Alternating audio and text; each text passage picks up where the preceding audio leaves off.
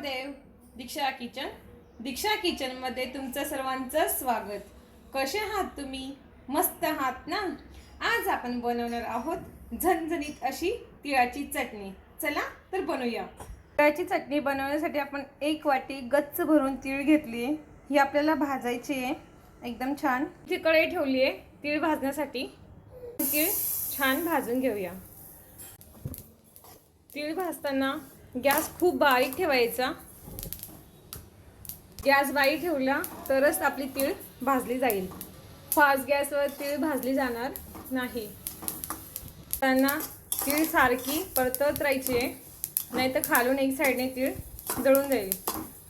भाजून झाली. हे बघा छान असा आवाज येतोय तीळ भाजताना. आता काढून घेऊया. चमची चटणी घेतली आहे.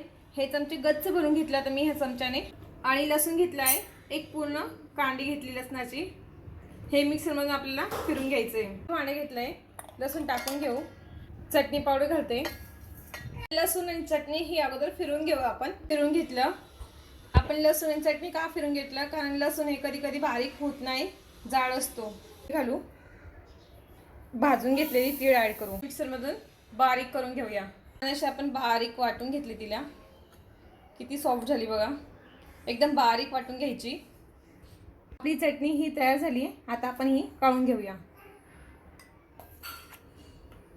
चटणी ही तयार झाली आहे. तुम्ही अशी चटणी ना महिनाभर ठेवू शकतात.